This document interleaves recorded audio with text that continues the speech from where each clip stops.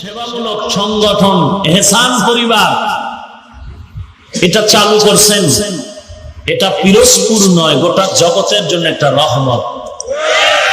আপনি বাস্তবে যখন দেখবেন, হ্যাঁ, অন্যায় কাজগুলো দেখলে আপনার রাগ হয়। আগে যাত্রার প্যান্ডেলের সভাপতি হতেন, এখন যাত্রার নাম শুনলে আপনার মন খারাপ হয়, শরীরের ভেতরে গরম হয়ে যায়, রাগ হয়। বুঝবেন আপনার ঈমান আছে, আল্লাহ আপনাকে বন্ধু হিসাবে গ্রহণ করে নিয়েছে।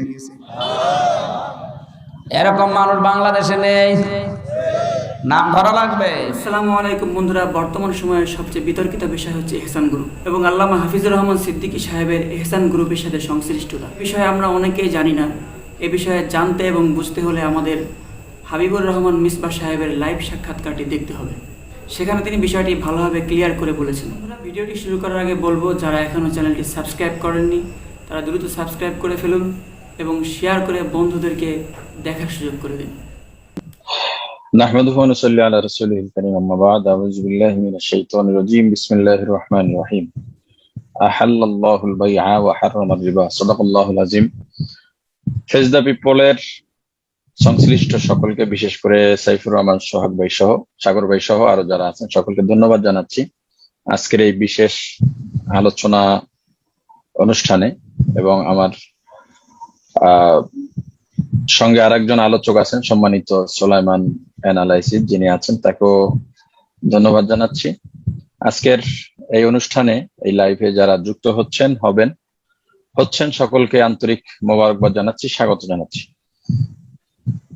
এখানে সাগর ভাই একটা কথা বলেছেন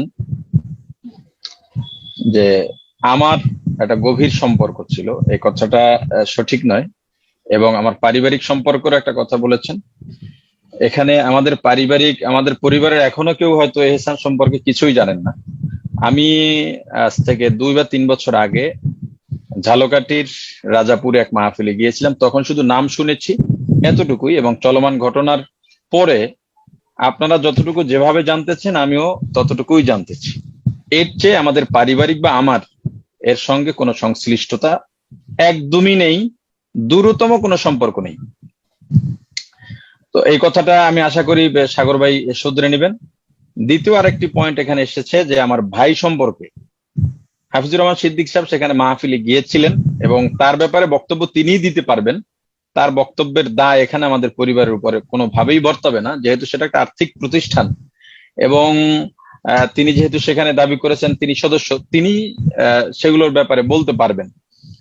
আমি যেটা মনে করি তার বক্তব্য সম্পর্কে, যে বিভিন্ন সময় অন্যান্য সাংবাদিকরা আমাকে ফোন দিয়েছেন, আমি এড়িয়ে যাওয়ার চেষ্টা করেছি, কারণ এই বিষয়টি স্পর্শকাতর বিষয়।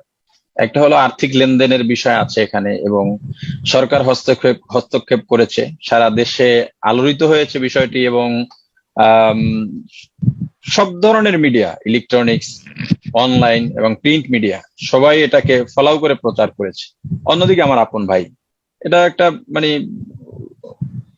বড় ধরনের গুরুত্বপূর্ণ স্পর্শকাতর যেটাকে বলে আর কি, এমন একটা বিষয়। সেখানে আমার মন্তব্য করা বা এখানে কারো পক্ষ হয়ে জবাব দেওয়াটা ওরকমই হয়ে যায় যে এহসানের পক্ষ হয়ে যেভাবে হাফিজুর রহমান সাহেব বক্তব্য দিয়েছেন, আমিও এখন কারো পক্ষ নিয়ে বক্তব্য দেওয়াটা ঠিক ওভাবেই হয়ে যায়, আমি একটা দায় আমার কাঁধে নিয়ে নিলাম।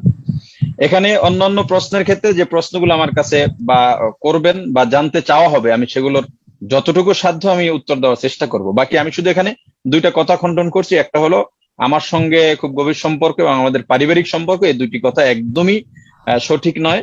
এই কথাটা আমি আশা করি সাগর ভাই শুধরে নেবেন। না, আমি পারিবারিক সম্পর্ক বলতে বোঝাচ্ছি, যেহেতু আপনি বলেছেন আপনার বড় ভাই কোনো না কোনো ভাবে সেখানে সম্পৃক্ত ছিলেন। সম্পৃক্ত বলতে তিনি কিন্তু বলেছেন যে তিনি ehsan গ্রুপের সদস্য এবং ehsan গ্রুপেরকে তিনি ওন করেছেন স্পষ্টভাবে, তার বক্তব্যে আপনি শুনেছেন।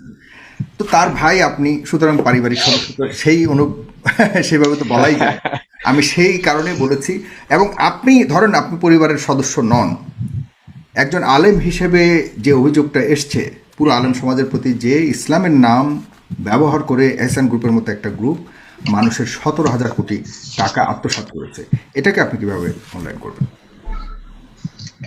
প্রথমত, ইসলামের নাম ব্যবহার করে কোন কোন কাজগুলো করা যাবে, কোন কোন কাজগুলো করা যাবে না, এই বিষয়গুলো স্পষ্ট হওয়া দরকার। আমাদের দেশে একটা এটা রিউমারের মতো হয়েছে। কোনো বিষয় যখন ওলামায়ে কেরাম বা এরকম ইসলামিস্টদের ক্ষেত্রে আসে তখনই একটা অভিযোগ ছুড়ে দেওয়া হয় যে ইসলামের নাম ব্যবহার করে বা ইসলামিক অনুভূতি বা আবেগ কাজে লাগিয়ে কাজ করেছে। এদেশে নির্বাচন যারা করে, এদেশের যত রাজনৈতিক দল আছে, এমন কোন দল নেই নির্বাচনের সময় ধর্মীয় আবেগ ইসলামের নাম ব্যবহার করে না। যারা জীবনে টুপি মাথায় দেয় না, নির্বাচনের কয়েকদিন টুপি তার মাথার থেকে নামে না, এরকম একটা অবস্থা হয়ে দাঁড়ায়। এরপরও কথা থেকে যায়, ইসলামের নাম ব্যবহার করে যেখানে হালাল হারামের ব্যাপার থাকবে সেখানে ইসলামের বিষয়টা সামনে চলে আসবে। আর একটা মুসলমানের প্রত্যেকটা কাজই ইসলাম এবং রাসূল সাল্লাল্লাহু আলাইহি সাল্লামের তরিকা অনুযায়ী হওয়াটা বাঞ্ছনীয়। তবে মানুষের দৃষ্টি আকর্ষণ আমার দিকে করার জন্য, আমার ব্যক্তি স্বার্থ উদ্ধারের জন্য, দুনিয়া হাসিলের জন্য ধর্মকে ব্যবহার করা, এটা তো মারাত্মক অপরাধ অবশ্যই। তো এহসান যেটা করেছে 17 কোটি বা 1700 কোটি বা 17,000 কোটি আরো কত কি সেটা আমার জানা নাই বা আমি জানতেও চাই না। আমি এখানে স্পষ্ট করে একটা কথা বলতে চাই, এহসান যদি তসরুপ করে থাকে, কারণ এখনো আমরা জানি না, এটা বিচার করবে আইন এবং সরকার। গ্রেফতার হয়েছে, রিমান্ড হয়েছে, তারাই এগুলো সবকিছু তাদের দায়িত্ব। এগুলো আমরা শুধু আলোচনার মালিক। যদি তারা গ্রাহকদের টাকা তসরুপ করে থাকে এবং আত্মসাৎ করে থাকে, কঠিন থেকে কঠিনতর বিচার আমি দাবি করছি এবং বিচার হতেই হবে। কারণ এই একটা ঘটনায় এদেশের যে সমস্ত উঠতি বয়সী আলেম বা ইসলামী যারা ব্যবসার সঙ্গে যুক্ত হচ্ছে তারা একটা ধাক্কা খেয়েছে এই ঘটনার দ্বারা, এবং এটা বেশ অনেকদিন এটার পিছনে খেসারত দিতে হবে অন্যান্য যারা ব্যবসা করছেন বা কোম্পানির সাথে যুক্ত আছেন। আর যদি বিষয়টা এরকমও হয়, হয়তো ষড়যন্ত্র হতেও পারে, আমি জানি না, কিন্তু ষড়যন্ত্র হওয়ার কোনো নমুনা দেখা যায় না। তবে ষড়যন্ত্র যে বাংলাদেশে বহুভাবে হয় এটাও সঠিক। একেবারে নাই জিনিসকে অস্তিত্ব বানিয়ে এরপর একটা প্রতিষ্ঠান। আমি আপনার ব্যক্তিগতভাবে আপনাকে ব্যক্তিগতভাবে আপনার কাছ থেকে জানতে চাচ্ছি যে যে অভিযোগটি আনা হয়েছে সেটিকে আপনি কি মনে করেন ষড়যন্ত্র, নাকি আসলেই সঠিকভাবে তাদেরকে অভিযুক্ত করেন? আমি এটা স্পষ্ট করে বলতে পারবো না, কারণ যেহেতু এখানে যতটুকু শুনেছি 50,000 বা 1 লাখ। না, এহসান গ্রুপ তো আপনাদের নিয়ে বহু কাজ করেছে। এহসান গ্রুপ তো আজকের কোম্পানি না।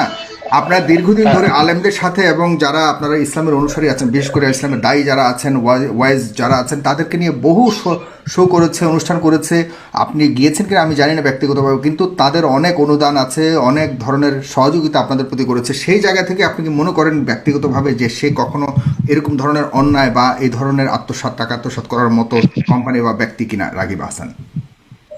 এখানে একটু কথা বলিনি, তারা অনেক পরিচিত যেটা বলেছেন, আসলে এটা আমার দুর্বলতা কিনা জানি না, আমি এটার ব্যাপারে কিছুই জানি না। এই চলমান ঘটনার পরে জানতে পেরেছি অমুক এত টাকা দিয়েছেন, অমুকে ধরা খেয়েছেন, অমুকরা সবাই জড়িত আছেন। এর আগে এটা সারা দেশব্যাপী এতটা আলোচিত ছিল কিনা হয়তো আপনিও জানেন না, সাংবাদিক হিসেবে আপনার জানার কথা, সংবাদ কর্মী যারা তাদের জানার কথা। কিন্তু যতজন আলোচনা করেছে প্রত্যেকের একটাই ভাষ্য ছিল, আমরা এর আগের নাম শুনিনি। এবং আমাদের মাঝেও কয়েকজন, আহমদুল্লাহ ভাই বলেছেন এর আগে নাম শোনেননি, আরো কয়েকজনের সঙ্গে আলোচনা করেছি যে এর নাম এর আগে শোনেননি। এখন টাকা পয়সার ব্যাপারে লেবাস হোক আর সততা হোক, পদ পদবি হোক, চাকরি হোক, সবাই যে সৎ থাকতে পারে বিষয়টা এমন নয়। এখানে যেহেতু তারা গ্রেপ্তার হয়েছেন, অভিযোগও আছে, নিশ্চয়ই তাদের দোষ থাকতে পারে, যেহেতু লক্ষাধিক গ্রাহক তাদের আছে। যেখানে লক্ষাধিক গ্রাহক থাকে সেখানে তসরুপ হতেই পারে। আর আমি আপনাদের আমার কাছ থেকে যে সাক্ষাৎকারটা নেওয়া হয়েছিল এর আগে, সেখানেও আমি বলেছি যে আর্থিক প্রতিষ্ঠানে উত্থান পতন থাকতেই পারে। হয়তো পতনের সময়টাই তারা ধরাটা খেয়েছে, বা কোন গ্রাহক হয়তো অবশ্যই তাদের থেকে বাংলা যদি মানে খুব সাধারণ বাংলা যদি বলি যে খেয়ানত বাংলা না অবশ্য, মানে আপনি বুঝাতে চেয়েছেন যে এটাকে আত্মসাৎ করা বা এখান থেকে সরিয়ে ফেলে নিজের, হ্যাঁ, তো সেই ব্যাপারটুকু আপনি সম্ভাবনাকে উড়িয়ে দিতে চাচ্ছেন না। আবার অন্যদিকে তার ব্যবসায়িক লসটা ষড়যন্ত্র হতে পারে কিনা আমি জানি না, কারণ কথা বলা একদিকে মুশকিল। আমাদের দেশে একটা প্রজন্ম তৈরি হয়েছে যারা পরকালীন। আরেকটা অভিযোগ এসছে যে তারা আসলে এহসান সাহেব, এহসান গ্রুপের যে রাগিব আহসান সাহেবের সাথে জামাতে ইসলামের, এখন আজকে দেখলাম পত্রিকাতে, বিভিন্ন পত্রিকাতে খুব কঠিনভাবে এসছে জামাতে ইসলামের আপনার পৃষ্ঠপোষকতায়, অথবা তিনি জামাতে ইসলামের সংগঠনের সাথে সরাসরি যুক্ত ছিলেন। এ ব্যাপারে আপনার কাছে কোনো তথ্য আছে কিনা? না, এটা আমি কালার কণ্ঠে পত্রিকায় পড়েছি, এটা পত্রিকার সাংবাদিকরাই বলতে পারবে, বাকি এটা অসম্ভব হওয়ার কিছু না। যেহেতু পিরোজপুরে জামাত ইসলামের বেশ প্রভাব রয়েছে, বিশেষ করে সাইদি সাহেবের কারণে, সেখানে তিনি তার ব্যবসার খাতিরে জামাত ইসলাম বা আওয়ামী লীগ হোক, বিএনপি হোক, অন্যান্য যারা আছে তাদের সঙ্গে তিনি সম্পর্ক বজায় রাখতে পারেন, রাখাটাও স্বাভাবিক। সম্পর্ক বজায় রাখা এক জিনিস, সবার সাথে আরেকটা হলো জামাত ইসলামের পৃষ্ঠপোষকতায় এই এহসান গ্রুপ পরিচালিত হয়েছে কিনা। এইটা তো আর আমি ওখানে ছিলাম না, আমি এটা বলতেও পারবো না। আমি পত্রিকায় যতটুকু দেখেছি অতটুকুই বলতে পারি।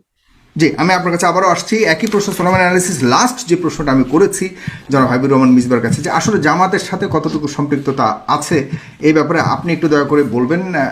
এবং আমি দুজন থেকে তিনজন দর্শককে আমি আজকে প্রশ্ন করবার সুযোগ দিব, আপনাদের কথার কোনো এক পর্যায়ে আমি তাদেরকে গ্রহণ করবো। জি বলুন জনাব। জি, ধন্যবাদ সাগর ভাই। আপনাকে অসংখ্য ধন্যবাদ। মিসবা ভাইকেও ধন্যবাদ জানাচ্ছি, শ্রদ্ধেয় মিসবা ভাই, বড় ভাই। তিনি আলেম, তিনি একজন উদ্যোক্তা এবং তিনি লেখকও বটে। তার ব্যক্তিগত বা পারিবারিক সম্পৃক্ততা অস্বীকার করেছেন, এটার সাথে আমি একমত।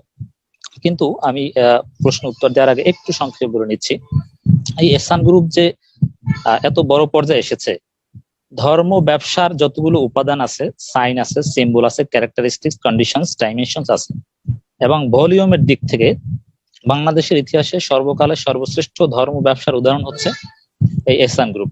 এবং এই এহসান গ্রুপের ধর্ম ব্যবসার নেপথ্যে as a brand ambassador, brand value যদি বিবেচনা করি, বিভিন্ন ভাবে এর ব্র্যান্ড ভ্যালু ক্রিয়েট করার ক্ষেত্রে যিনি কাজ করেছেন তিনি হচ্ছেন আমাদের শ্রদ্ধেয় একজন বক্তা হাফিজুর রহমান সিদ্দিকি বা কুয়াকাটা হুজুর। তার দায় এখানে কোনোভাবেই এড়াতে পারে না, প্রকাশ্যে এমন বক্তব্য দিয়েছেন, আপনি প্রশ্ন করলে আমি পরবর্তীতে আমি বিশ্লেষণ করব যে একেবারে হাতে নাতে দিবালোকে না স্পষ্ট তিনি কিভাবে এর সাথে জড়িত, এবং দায়িত্ব নিয়ে 100% দায়িত্ব নিয়ে, ফুল কনফিডেন্স নিয়ে, প্রশ্ন থাকলে ঢাকা আয়ু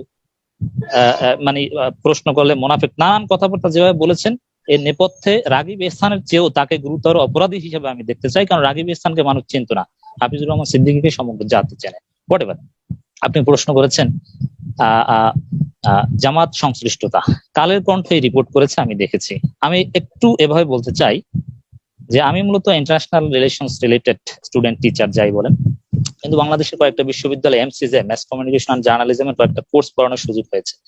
রিপোর্টিং এর একটা নিয়ম আছে, কিভাবে নিউজ পেপার রিপোর্ট করতে হয়, এই ধরনের ফিল্ড সরেজমিন তদন্ত কিভাবে করতে হয়, সেখানে এই যে